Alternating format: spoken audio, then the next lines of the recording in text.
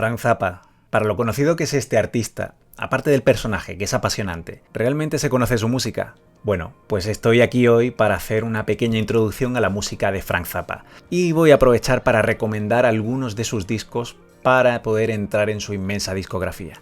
Pero lo haré partiendo de sus bandas, porque creo que eso aclara un poco el follón con el que se encuentra uno normalmente cuando quiere meterle mano al bigotudo. ¡Acompañadme!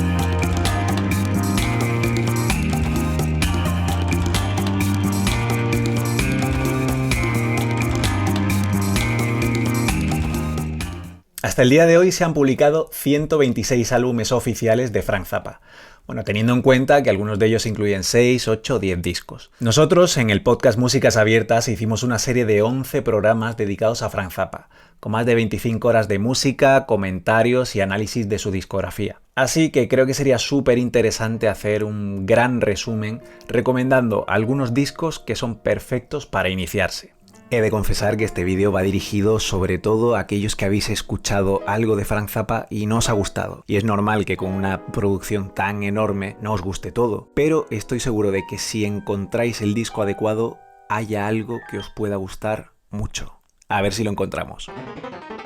Pues comenzamos con The Mothers of Invention, la banda original surgida en el 64 y que se mantuvo de forma más o menos estable con algunas entradas y salidas hasta 1969. Esta banda es la que gestó el mito de Frank Zappa, quizás la más revolucionaria y adelantada a su tiempo, no solo entre las bandas de Zappa, sino así en general. Una agrupación única que combinaba el sonido del formato canción de rock psicodélico de la época con la vanguardia de la música contemporánea. De esta primera época, la verdad es que me vuelve loco todo, pero voy a destacar dos discos. Uno más representativo de la faceta de banda de canciones pop rock psicodélicas de la época y otra de la más vanguardista y experimental. De los primeros recomendaría We're All In It For The Money, el famoso disco con la sátira de Sgt. Pepper's de los Beatles en la portada.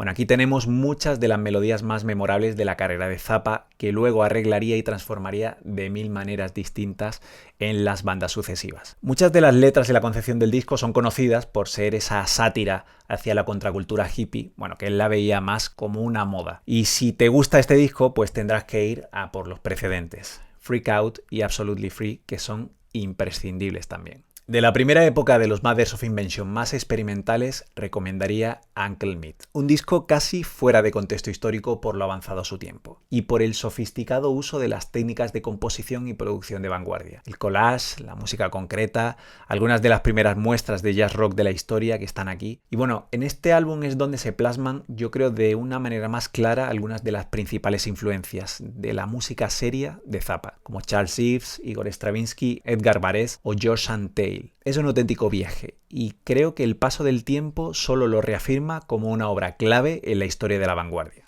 Y si te gusta este disco, no dudes en hincarle el diente al resto de la faceta vanguardista, Bad Winnie Sandwich, Whistles Read My Flesh o Lumpy Gravy, por no hablar de los directos de archivo que son brutales. La siguiente época es bastante breve, ya que surge desde que deshizo los Mothers of Invention hasta que se asienta una banda verdaderamente estable. De hecho, se puede decir que solo ocupa parte de 1969 y un poquito del 70. Es la que se podría llamar la Hot Rats Band, que básicamente ocupa un disco y medio más alguna canción suelta de la discografía original y uno de los últimos discos de archivo. Bueno, pues aquí no hay duda. El disco que recomiendo es uno de los álbumes más emblemáticos de Frank Zappa, de corte jazz rockero con algunas composiciones serias de una sutileza extraordinaria y un símbolo de la guitarra rock de la época. Hablo de Hot Rats. Para el aficionado al jazz rock o el rock progresivo es un disco clave de inicio. Entre otras cosas porque es de los pocos que es casi enteramente instrumental. Y yo sé que las voces suelen echar para atrás a muchos oyentes de inicio, porque a mí me pasó en su día, aunque ahora las amo.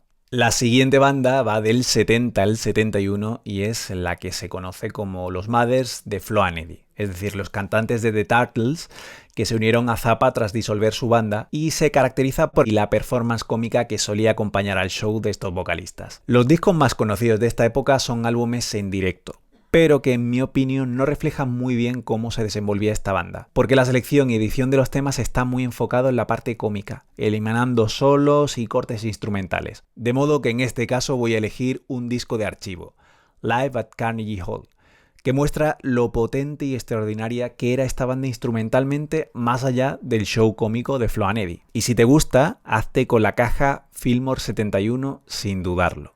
El año 72 ocupa uno de los periodos más apasionantes de la carrera de Zappa.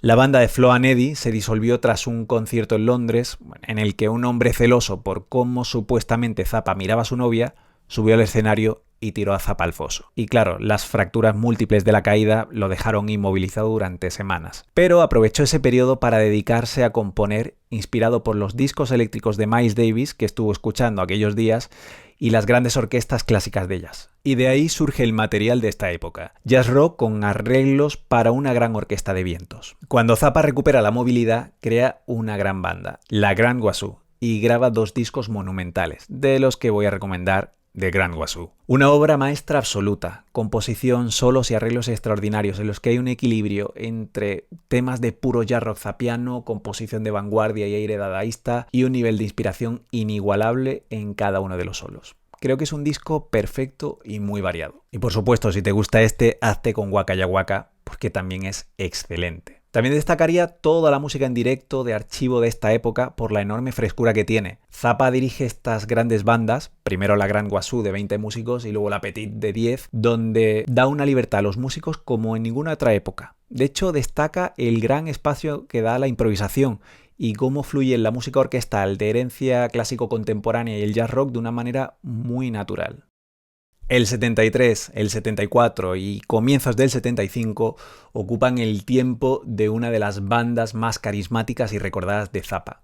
En realidad es una banda que varió la formación a lo largo de este tiempo, pero que mantuvo el mismo repertorio e idea musical, y que yo diría que subió aún más el listón de excelencia que siempre ha caracterizado a las bandas de Zappa, con músicos como George Duke, Jean-Luc Ponty, Chester Thompson o Ruth Underwood. El virtuosismo y la química que alcanzaron estos músicos los podemos escuchar sobre todo en 2 discos que recomiendo. El primero es Roxy and Elsewhere. Es un directazo, pero con temas nuevos, ¿vale? Donde tiene mucho protagonismo el vocalista Napoleon Murphy Brock y presenta muchas de las composiciones más espectaculares de Zappa. Tengo que aclarar que el concepto de disco en directo y en estudio no es muy adecuado hablando de Zappa, ¿vale? Porque casi todos los discos de Zappa tienen algo de estudio y algo de directo mezclado. Y bueno, esto es la estética zappiana, que no me voy a meter en eso porque da para otro vídeo. El otro disco es One Size Fits All, un álbum redondo, con muchos de los temas clásicos de Zappa y composiciones, yo creo, de un nivel extraordinario. Además, aquí destaca la producción, que es alucinante. Y yo creo que hay que aclarar que en estos discos la producción empieza a tomar otro nivel. Solo por escuchar los miles de detalles de esos temas que de primeras parecen simples pero no lo son tanto, es un gustazo.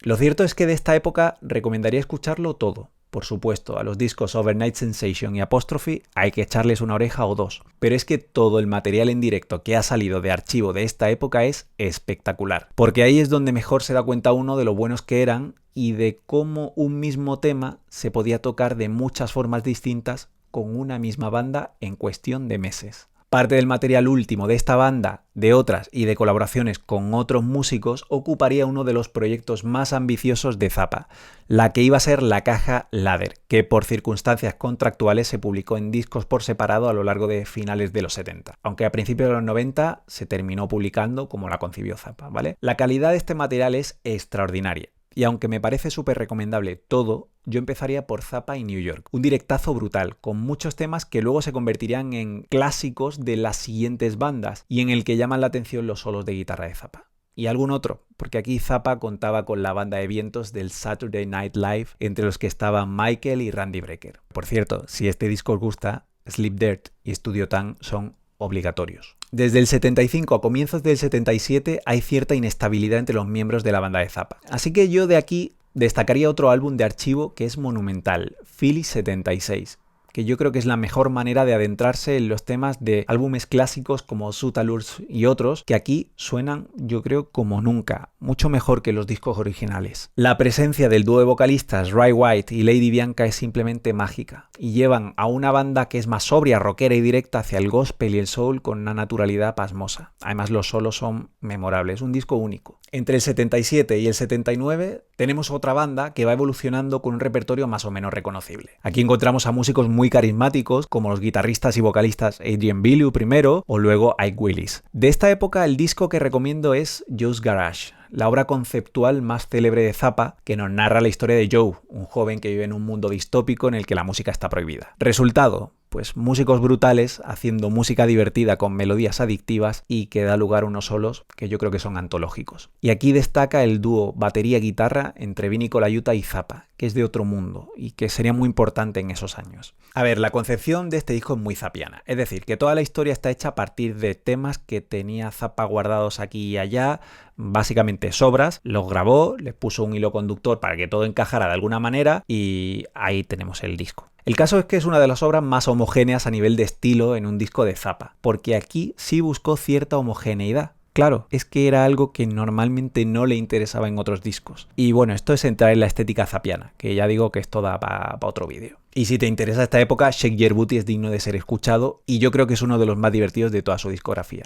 Y cuidado que engancha. Vale, aquí tenéis los típicos 10 discos, que cierran los 60 y los 70, pero claro, me dejo los 80 y un poco más. Así que vamos a dejarlo en 13 discos, y todos contentos, menos supersticiosos, que si quieres los puedes seguir viendo y si no, pues nada. A ver, en los 80 Zappa tiene material de una calidad enorme, pero sabiendo que a veces el sonido puede generar más prejuicios son los 80, y para no saturar voy a recomendar 2 álbumes. El primero, The Morass, que tiene un equilibrio fantástico entre composiciones complejas, zappianas y luego temas rockeros con mucha fuerza y gancho. Yo creo que es un gran disco que además nos muestra muy bien cómo se adaptó Zappa a los 80 sin perder nada de calidad. Y el otro ejemplifica algo fundamental para él en esta época, el directo. Obviamente esto siempre ha sido importante y excelente en toda la carrera de Zappa, pero en los 80 el nivel de virtuosismo, precisión y fuerza que lograron estas bandas es incomparable. Y qué mejor que escuchar a la banda más ambiciosa que formó Zappa para ir de gira. La última, la del 88. Y aquí pues tengo que recomendar Make a Just Noise Here.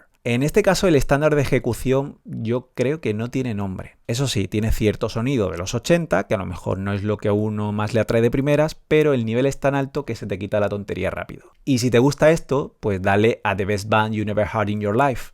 Y luego a todo directo que te encuentres de los 80 del Bigotes porque no tienen desperdicio. No he recomendado nada del Zappa orquestal y soy consciente, pero entiendo que de primeras no suele ser lo más fácil o atractivo. Si te interesa, yo empezaría por Orchestral Favorites, que creo que tiene un buen equilibrio entre melodía y atonalidad. A mí me encanta. Y si te gusta esto, pues dale a The Yellow Shark, que son palabras mayores. El disco orquestal con el que más satisfecho se sintió Zappa y que probablemente tenga las mejores interpretaciones orquestales de la música zappiana. Si quieres seguir indagando, te recomiendo los podcasts dedicados a Zappa, que tienes, bueno, los enlaces están en la descripción. Y si tienes interés en más temas relacionados con Zappa, coméntamelo. Porque si es por mí, haría un canal solo dedicado a Zappa, en plan, hoy os voy a hablar de Freak Out. Y así con todos. Así que yo me corto y si me pedís, pues yo voy haciendo, ¿vale? Bueno, y espero que os haya sido de utilidad el vídeo y si es así, dadle a me gusta, suscribíos para que estéis informados de próximos contenidos. Hasta la próxima.